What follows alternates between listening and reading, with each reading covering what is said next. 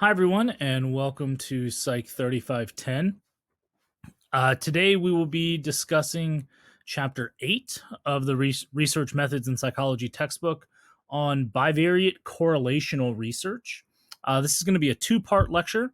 The first part, which we're going to do right now, simply introduces what is a bivariate correlation and how can we sort of think about them and describe them. Part 2 is going to be about how we interrogate the claims of correlational research, of correlational claims. What are sort of the things that we need to think about and discuss and evaluate when considering whether or not we should put our weight behind a correlational claim or not. So for right now, we're going to go with part one. Simply, what is correlational research? So correlational research is the type of research design that allows us to make an association claim. If we think back to the beginning of the semester, our different types of claims are frequency claims, our association claims, and then our causal claims. Correlations allow us to make association claims. Basically, the idea that one level of a variable is simply associated with another level of a second variable, or with the level of another second variable. So what this means is that we're going to have two variables that we measure, and then we will see if they correlate, or basically if they move together. So if, as for example, height increases, does weight increase? As height decreases, does weight decrease? We're not saying that height causes weight or that weight causes height, but simply that these two things are related to each other or associated with each other. This is our distinction between a claim about variables that co-occur together, that are associated, versus variables where one causes the other.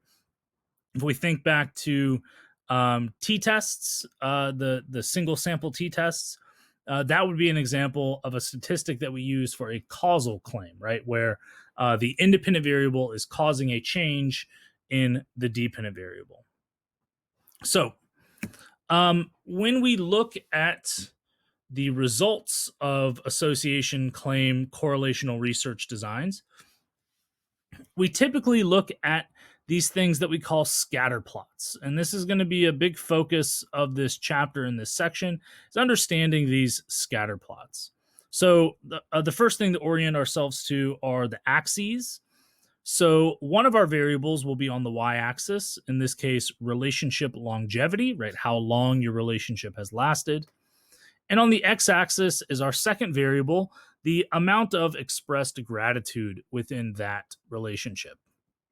So we have both of our measured variables, right? Notice that neither of these puts people into groups, and neither of these is a person variable like gender or race or education level, right? These are continuous measured variables. We have to give people a survey about the amount of gratitude they express. We have to give people a survey about how long the relationship has lasted.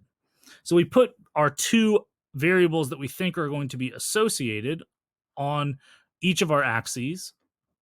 And then the dots in our scatter plot represent a single, in this case, person or maybe relationship, such that its position along the x-axis tells us that individual's score on our x-axis variable, and at the same time, its position on the y-axis tells us that individual's score on the y-axis variable.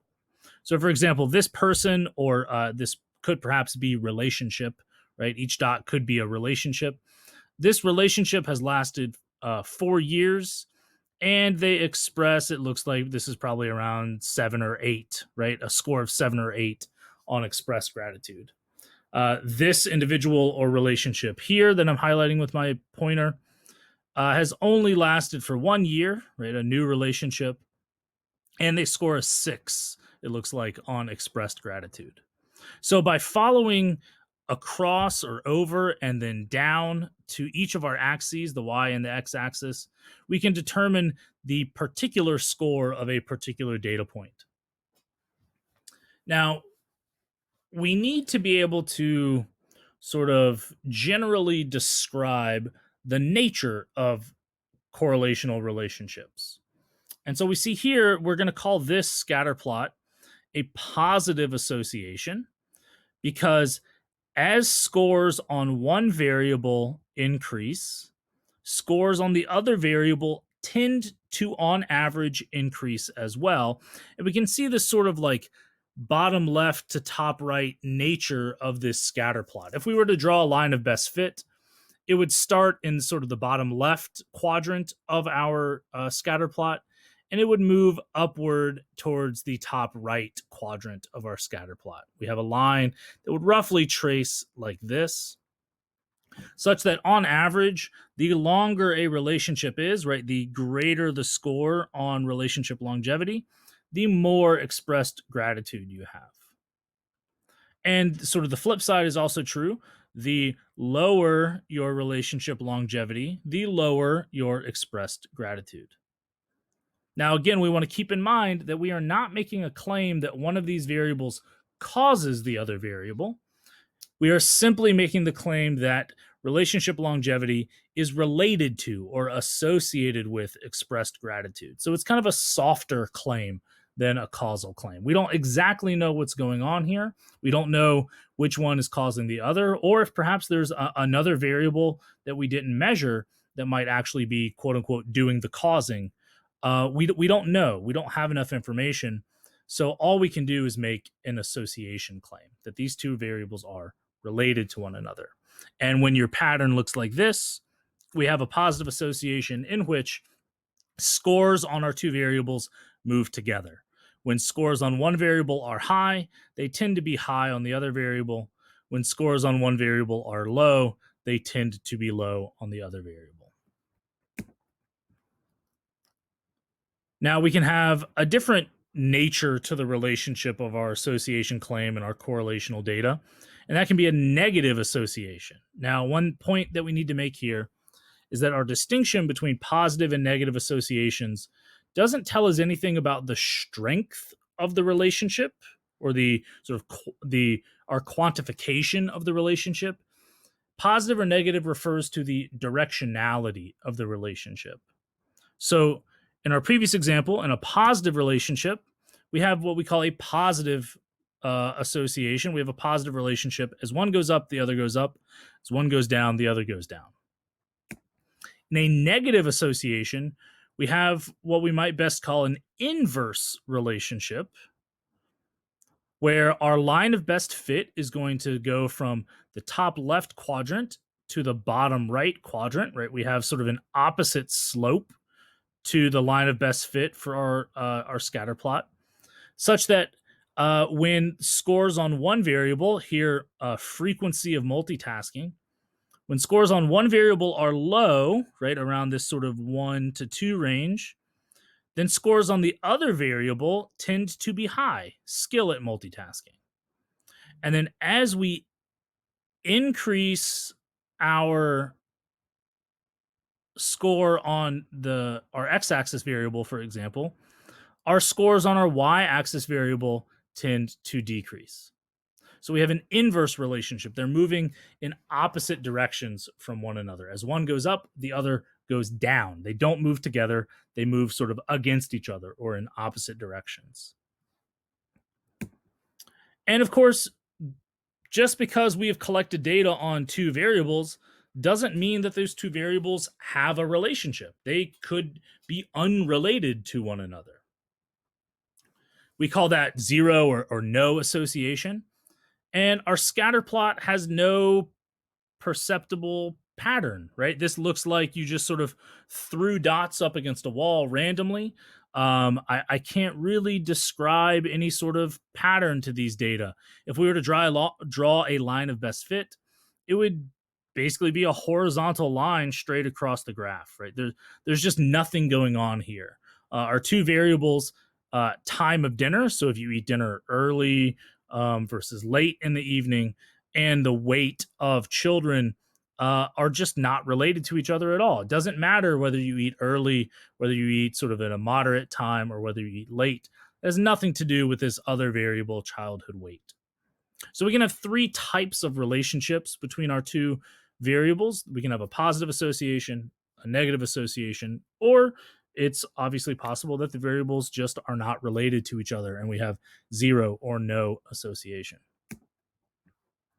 Now, something that we want to make a very important point of is that just because two variables are related, associated, correlated to one another, does not mean that one of them causes the other. We've all probably heard the term correlation does not equal causation. So there are limits to the types of conclusions we can draw from correlational research. And because we're only looking at two measured variables, meaning if we go back to one of these examples, I think the first one is probably best: relationship longevity and gratitude. The researcher here didn't do anything to the world, right? We didn't change anything. We didn't control anything. We simply assessed already occurring behavior, right? The length of a relationship and the gratitude within that relationship. The researcher here is just kind of like uh, poking in and measuring two variables and then leaving. They don't change anything. They don't do anything to the world. So we as the researcher have had zero control over this particular situation, and because we have zero control over it, we need to temper our conclusions by leaving our conclusions at the level of an association and not making a causal claim, because something else could be going on. Maybe we measured two variables and we should have measured three or four. And if had we measured a third or fourth variable, we would have had a causal claim. Or had we gone in and controlled things and changed things and manipulated things with an independent variable, we could have seen some causation. Now, a really maybe silly sounding, but actually true example of why we don't want to make causal claims from a correlation is the example of the correlation between ice cream sales and crime rate. This is actually a real effect. It's a real association. We see this in the real world that when ice cream sales increase, crime rate in an area also increases. These two variables are associated with each other. They have a significant positive association. Now, we would not want to claim that crime causes people to buy ice cream or that buying ice cream causes people to commit crimes, right? That would be clearly silly. These two variables likely have nothing to do with each other, even though they are associated with one another. Now, what's actually going on here is that a third variable that we failed to measure, temperature, is simultaneously impacting both of these variables. So as temperature goes up, ice cream sales increase, right? People buy more ice cream in the summertime. As temperature goes up, in fact, crime does increase. There's more crime in the summer than in the winter. In fact, most human behaviors increase as temperature increases. When it's cold, what do you want to do? You want to hunker down, stay at home, not go out, right? And as the temperature starts to increase, what do? You go for walks, you go out with friends, you go out to dinner, you take trips, you go on vacation. So human behavior in general sort of increases as temperature increases, and that includes crime. So this association or correlation between ice cream sales and the rate of crime is something we might call a spurious correlation, meaning they are statistically associated with one another, but we should not be interpreting them as causing one another. What's actually happening is a third unmeasured variable out there in the world, temperature, is doing the work on both of these variables simultaneously. A more accurate conclusion is that it just so happens that as the temperature increases, ice cream sales increase, at the same time that as temperature increases, crime rates increase. Just because both of these variables are related to temperature does not mean they are related to each other, right, in a causal way. They are associated, but they are not related to each other in a causal fashion.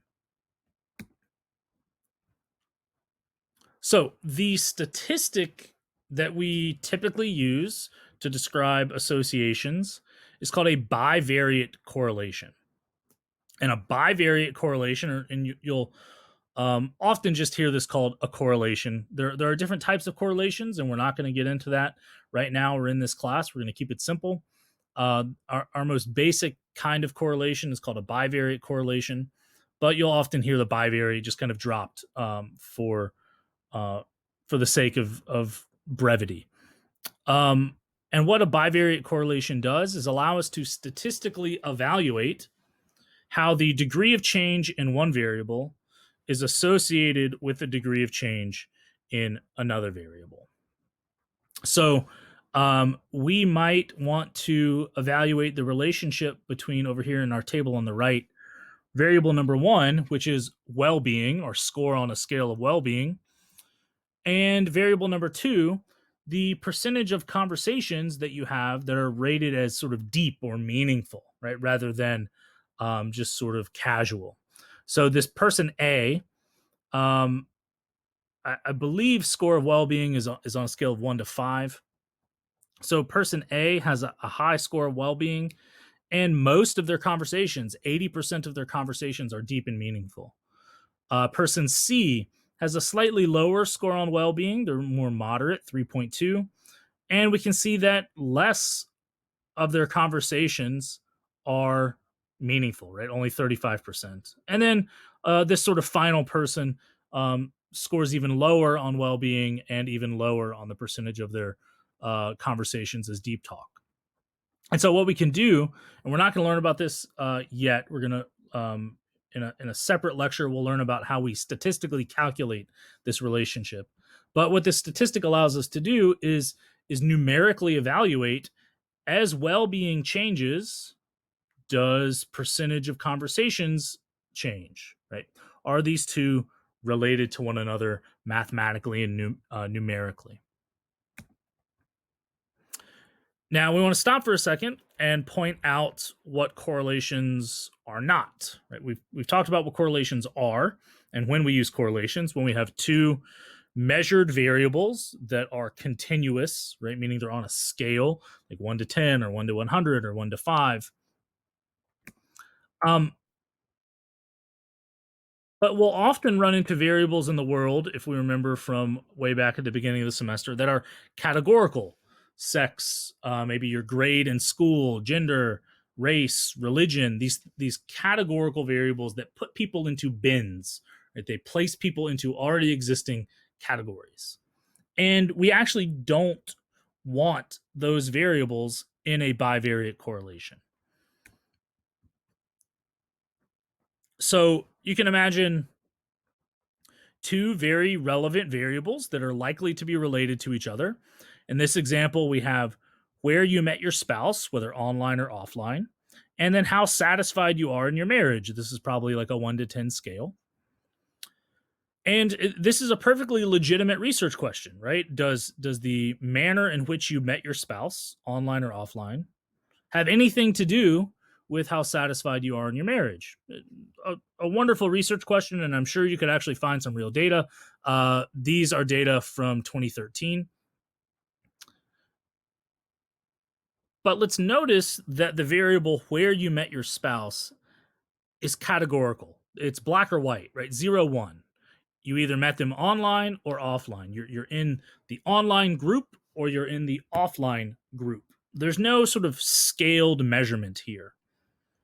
Versus marital satisfaction, which is a continuous variable, right? A scale of 1 to 10. So if we consider, like, okay, let's think about trying to put this in the form of a scatter plot. Let's put the data points up on a graph, and it looks different, right? Let's take a look at this figure on the left. We have marital satisfaction on our y-axis, right? And then we have our categorical variable, where you met your spouse, on our x-axis. Notice how all the dots sort of line up, because our x-axis variable isn't a scale, it's a group, right? People fall into this pink bin or they fall into this blue bin, and then we can measure their marital satisfaction by going over to the left.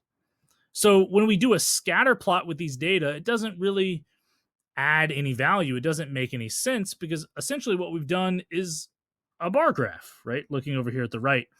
If we averaged all the pink values and then we averaged all the blue values, we would get these bars over here on the right. So this does not lend itself to understanding the nature of how change in one variable impacts the change in the other variable, because we're just plopping people into two bins and then comparing the two bins. We don't get this sort of sloped, gradual, nuanced evaluation of change. And so a categorical, if one of our variables is categorical, then we actually don't want to use a correlation. This will be something more like a t-test, which we've seen one example of t-test, our one sample, single sample t-test in this class.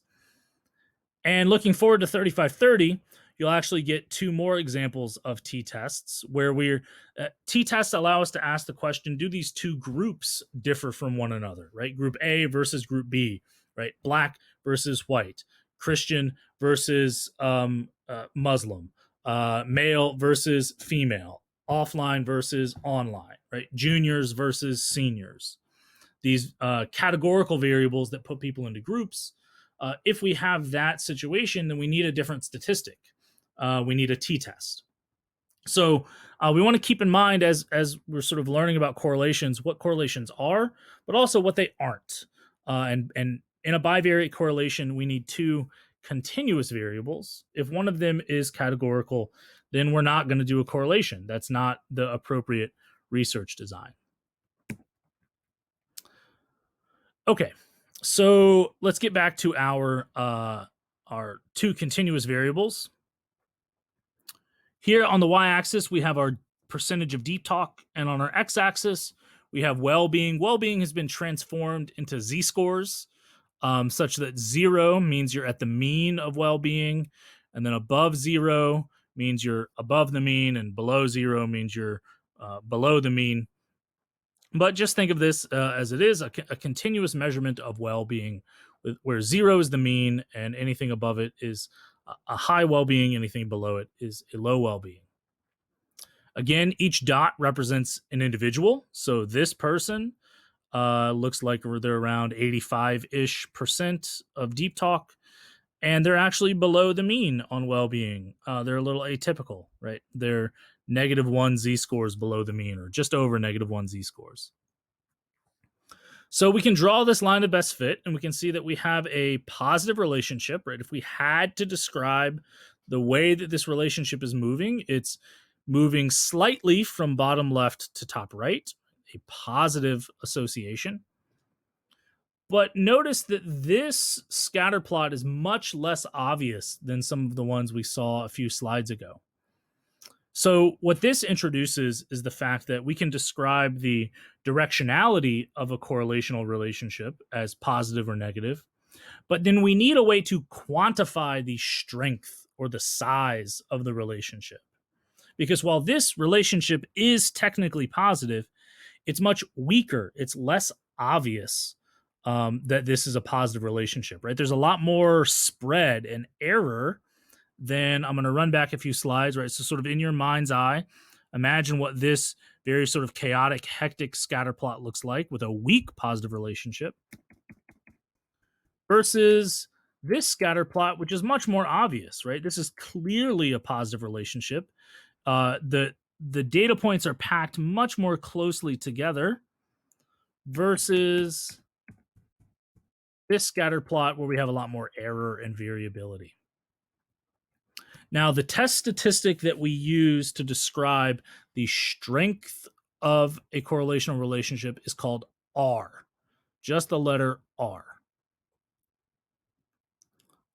As R gets larger, we have a stronger relationship.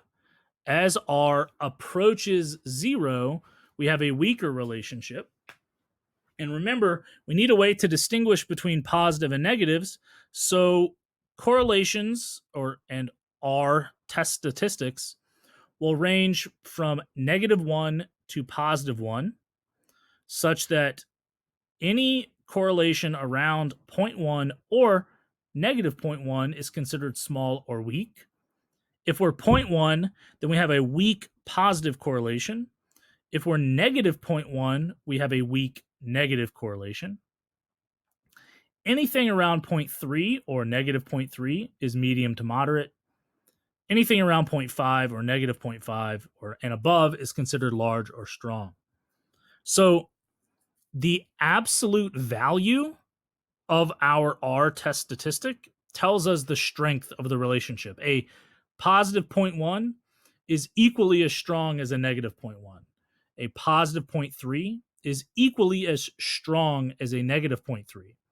What positive versus negative tells us is the direction of the relationship, right? So whereas this would be maybe a positive 0.4, this would be a negative 0.4.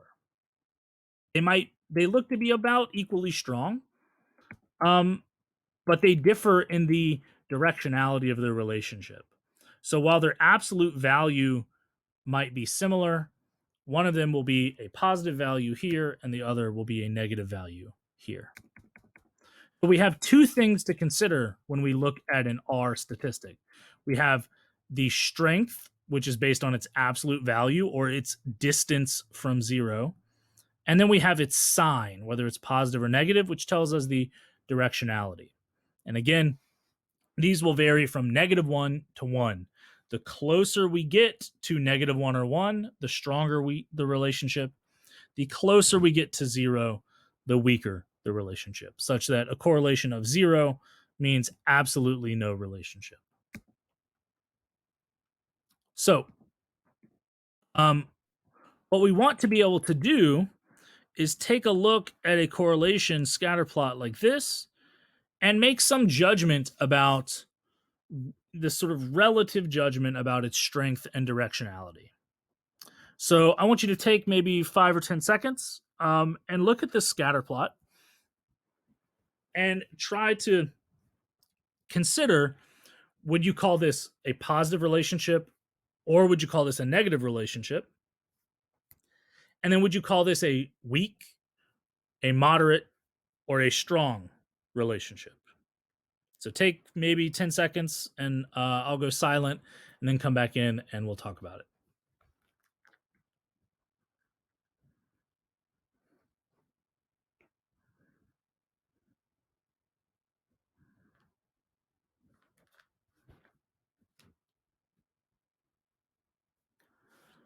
So, first things first, we need to figure out whether the relationship is positive. So, the line of best fit would run from bottom left quadrant to top right quadrant, or whether the line of best fit would run from the top left to the bottom right, meaning a negative correlation. And in fact, if we sort of try and peer into the scatter plot and detect a relationship, it's going to be negative. Now, this one is not necessarily obvious. It's perhaps a little difficult. And one rule of thumb we can use is that when the directionality of a scatter plot is not obvious, it means we probably have a weak relationship. Because if the relationship is weak, the relationship is not clear and obvious, right? A strong relationship would be very obvious. A moderate relationship, a little less obvious, and a weak relationship might actually be kind of difficult to discern. So I would call this a weak negative relationship. We have lots of variability. We have lots of sort of error all over the place. We have data points ranging all over the scatter plot. On average, this is negative, but it's not clear and obvious. One way to think about this is pick a point on either variable. So here we have multitasking ability and frequency of multitasking. So let's say someone is a 4 on their frequency of multitasking. Is it obvious what their score on the other variable will be? Right, so if someone scores a 4 on frequency of multitasking, is it obvious what their score on the y-axis variable will be? And the answer here is no, right? Some people who score a 4 on frequency are very low. Lots of people are in the middle, and then some people are very high. So knowing that someone scored a 4 on frequency doesn't provide me a whole lot of confident information about the score on multitasking ability. So there's lots of fuzziness, we might say. And that degree of fuzziness tells me that it's probably a weak correlation. So this would probably be a correlation of negative 0.1 or negative 0.15, right? Something like that. So let's practice eyeballing the direction of a relationship. So take a second and think about, is this a positive or is this a negative relationship between verbal SAT score on our y-axis and high school GPA on our x-axis? Is this positive or negative? We are going to call this positive, right? Because as GPA increases, verbal SAT score tends to increase, or as GPA decreases, verbal SAT score also tends to decrease. Our line of best fit would go from bottom left to top right. So we have a positive relationship.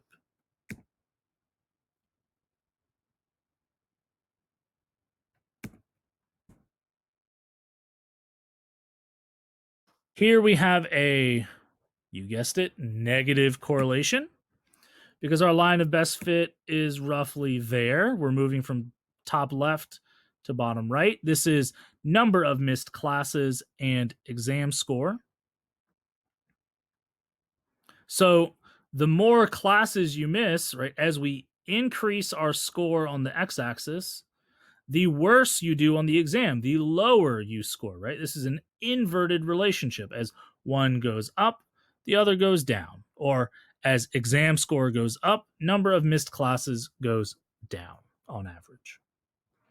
So this would be our example of a negative correlation. And here we have birth month, right? So we kind of turn this into a continuous variable where like 1 is January, right, and 12 is December. And our x-axis is height at birth, or maybe rather length at birth. And we can see that there's no relationship here, right? It looks like you just shot a shotgun at drywall, and it's just sort of randomly scattered about. Our line of best fit would be this sort of uninformative horizontal line right across the graph.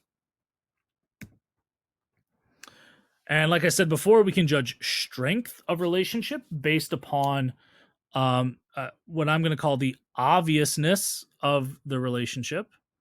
So in our figure on the left, we can see that our data points vary a little bit around our line of best fit, but they're pretty tight, right? The fact that this is a negative correlation is very obvious.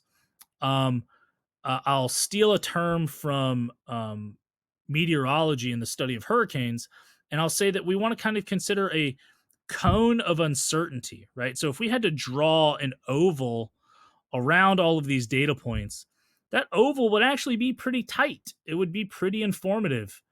Most of our data points are very close to each other, and that makes the fact that this is a negative association very obvious.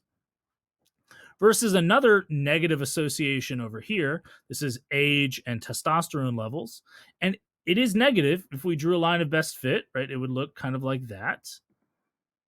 But we would call this one weaker or maybe moderate, right? Because it's not as obvious. Our cone of uncertainty is much broader, is much wider. There's more error around our line of best fit, right? If our line of best fit was kind of right here, whereas my laser's tracing, then we have data points that vary a lot from that line of best fit versus our example on the left, our strong negative correlation, where data points tend not to vary very much from our line of best fit. And of course, the same thing can be said for a positive correlation. Here we have a strong positive correlation because its cone of uncertainty is much tighter and the data points are very tight to our line of best fit. And on the right, we have a weak positive correlation because we have a lot more error, right? Our data points do not conform perfectly to our line of best fit. Our cone of uncertainty actually becomes more like a circle than an oval, And so our directionality is less obvious. We have greater amounts of error and variability. And so the correlation is much smaller. So, for example, on the left here, uh, our uh, our R is going to be much greater. This is maybe an R of like, 0.5, 0.6. It's a strong correlation. Over here, we have an R of 0.28, so sort of a weak to approaching moderate correlation. We can maybe easily visualize these using a series of graphs. If we start with no correlation, we can sort of mold those data points into a weak-ish positive correlation and then a much stronger positive correlation, right? There's less uncertainty here and a little bit more uncertainty here. We actually probably would call this moderate anyway, but it is weaker than the strong one.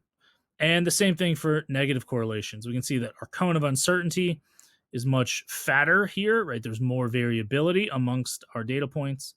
And so that's weaker. And here, our example is a strong negative correlation because the data points are very tight to one another and very tight to the line of best fit. So let's quickly practice.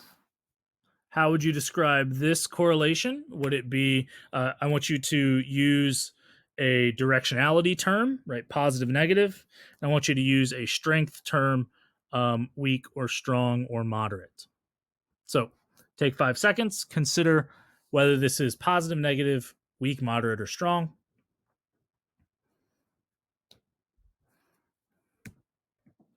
So I would describe this as maybe a moderate positive correlation, right? So our line of best fit moves up to the right, although we do have a substantial amount of variability, but it's pretty obvious that it's positive, right? So this is maybe weakish moderate. So moderate maybe approaching weak, but it's definitely a positive correlation. Take 5 seconds. Is this positive, negative, weak, moderate, strong?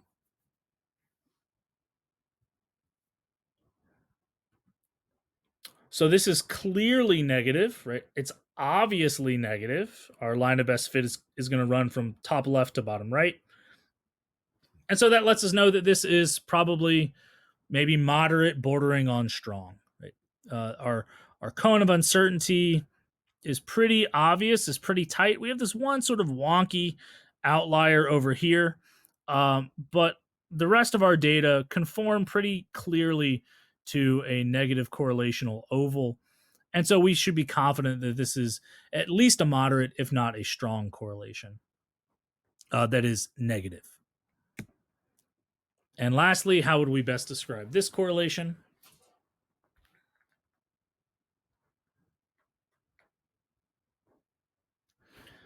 So there's no relationship here, right? You can't make heads or tails of what's going on with the nature of our x compared to our y-axis variables.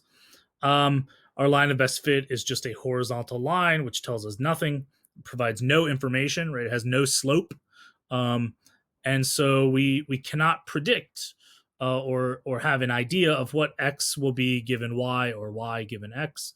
So this is no correlation, right? This is a correlation of 0.